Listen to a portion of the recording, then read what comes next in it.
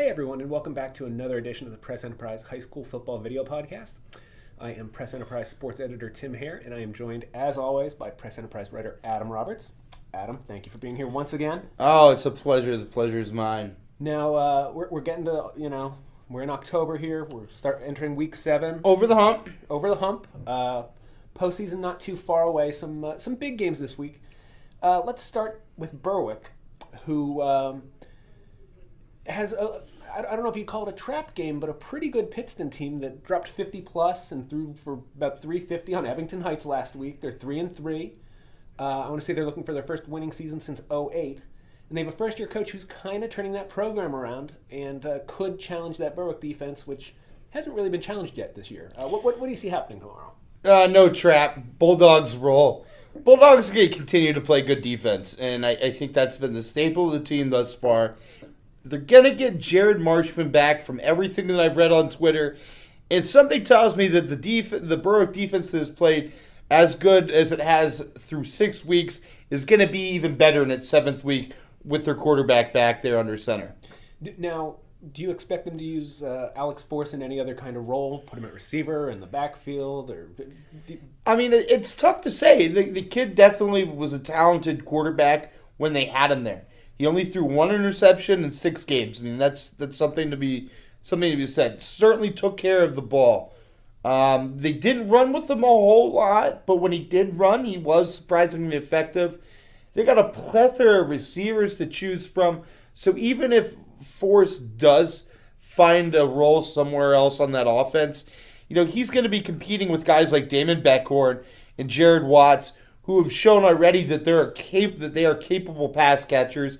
And you throw in there Tegan Wilk, who's been able to do everything from catch the ball to run it, apart from what he does on defense. It's tough to find touches in that group. Now, do you think this Berwick team wins out? It kind of feels like they're through the tough part of the schedule. I think the only real challenge left, and you don't want to overlook anyone, Williamsport has a lot of talent on offense. Maybe down a notch from last year when they were just so talented and made a bit of a playoff run. Do you think Berwick finishes 9-1? No, I mean, just based on what you said there. Their defense is good, and their defense is good enough to I shouldn't say that. I'm going to retract that statement. Let's see what the Berwick team looks like with Jared Marshman at quarterback. So I'm largely commenting on a Berwick football team that hasn't been able to score points offensively this season. I mean, like I said, going back to it, Force did a tremendous job of doing what Sheptock needed him to do, and that was protect the football and manage the game. He did a wonderful job of that. But points were hard to come by for Berwick. I mean, even the running game isn't quite where it wanted to be. When you look at their leading rusher, Evan Klinger, 452 yards in 6 games. So, some aspects of the offense just aren't quite there. Maybe having Marshman back will help those different, facets of the game. So, they could go 9-1, but it's going to depend on if Berwick can average, 3 touchdowns a game, which... Yeah, it's been a bit of a struggle. Yeah. Now, let's switch gears and talk about Bloomsburg a little bit. They're on a 4-game winning streak for the first time, I want to say, since 2012. Yeah. They got a shutout last week against Hughesville. It was the first time they'd done that since, I think it was 2014. They're riding high, but they a big challenge this week. They go to South Williamsport, 6-1. Obviously, that offense revolves around Gideon Green, who carried the ball 50 times last week as they dropped 56 on Loyalsock. Yeah, it's interesting when pro scouts, look at college guys coming out. Hey, we maybe don't want to go after that guy because he's had a heavy workload. I don't know what college would want, Gideon Green based on that philosophy, but he's done a tremendous job in doing exactly what Souths wanted him to do, and that's run the football. Bloomsburg, however, is going to have a tough task at stopping that. That's going to be a 4-quarter battle that they're going to have to consistently be better than South's front and Gideon Green. Not saying Bloomsburg isn't up for the task, but the game is also a pivotal tempo setter for how the rest of Bloomsburg season is going to go. They have that looming matchup with Central, and I think this is really going to dictate, how the final 3 games of the season plays out. I'm sorry, Or yeah, 8, 9, 10. Yeah, 4 games including this week. So it's gonna be this game is gonna be crucial to see how if Bloomsburg can kind of continue with a win here and win out. That seems a lot more plausible. If they get a loss here, how will they regroup in weeks 8 and 9 and going into a matchup with Central? Now, and say this for Bloomsburg. They had South last year, who they had Green last year as well. He got his. He ran for almost 200, but it was a 20-14 game where Bloom's offense struggled, but the defense didn't allow South to run away with it. It kept Bloom in the game. Can Bloom do it again?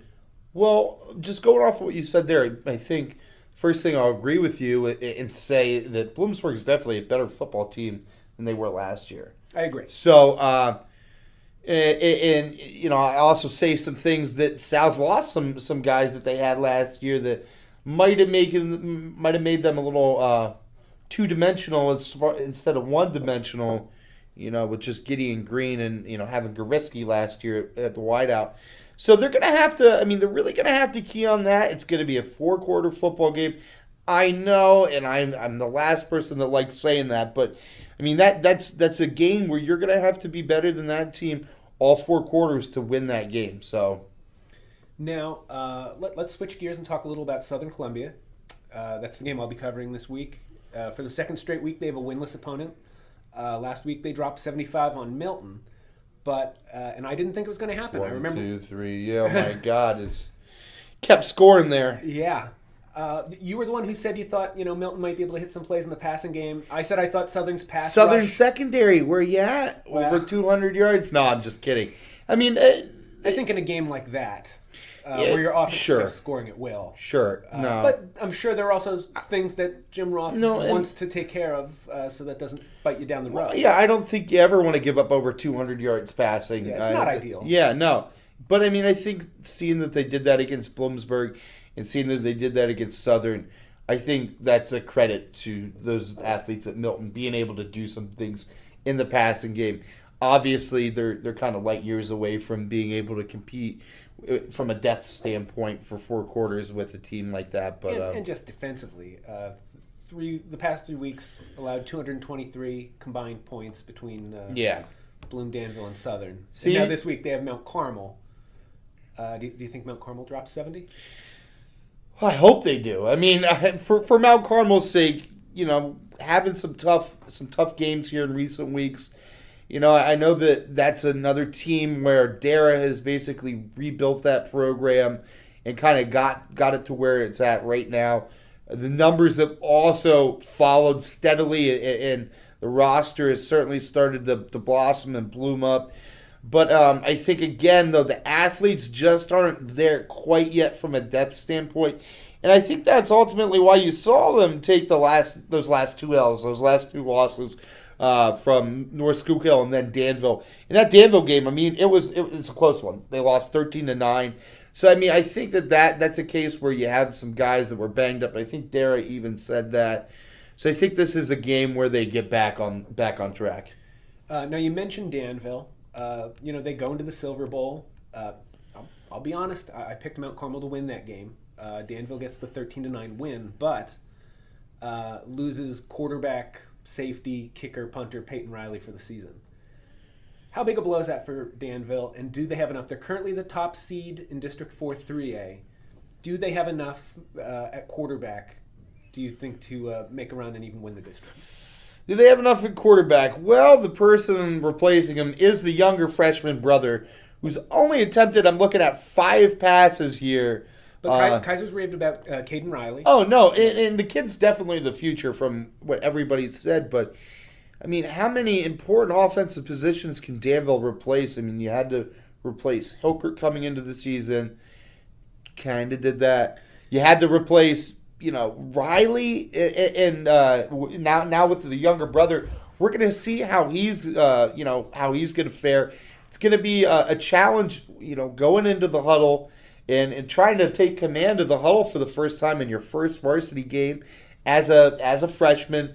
So I think you're going to have guys like Persing, who are receivers, kind of step up and be even bigger leaders than they already have been on offense. And now it sounded like from what Kaiser had said that they're going to run a rotation at quarterback, maybe split some series or split some snaps between Caden Riley and Gannon Feldman.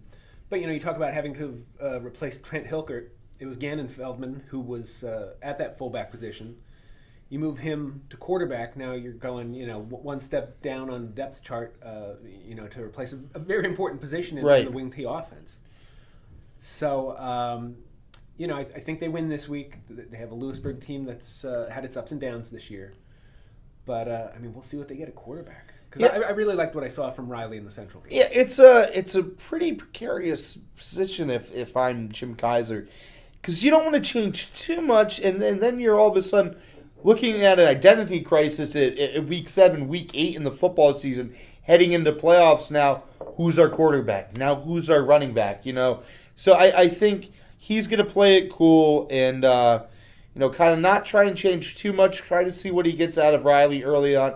I think if they do make a move from that, that's going to be out of necessity and really needing to find, a different spark on offense that they're not getting. But I think they're really going to try and commit to him as much as possible. What are you going to dress as for Halloween this year? Well, I'm a big fan of staying cool and keeping that state of mind. I've always been a penguin.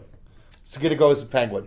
The tradition continues. Yeah, well, the tradition like no other. Yeah, who doesn't like a penguin? Absolutely. Well, if you liked what you heard here, and if you like penguins. Yeah. Please go to pressenterpriseonline.com. There's not a lot of Penguin content, but we've got you covered with the football. Tweets from the games, links to the weekly playbook, our stories, stats, the whole 9 yards. So please go check that out, pressenterpriseonline.com. You can also follow us on Twitter. You are at Real Adam Roberts. I am at Tim Hare 87. And we tweet from the games and have all sorts of analysis and stats. So look there for that. But until next week, I am Press Enterprise sports editor Tim Hare. He's Adam Roberts, and we will see you next week.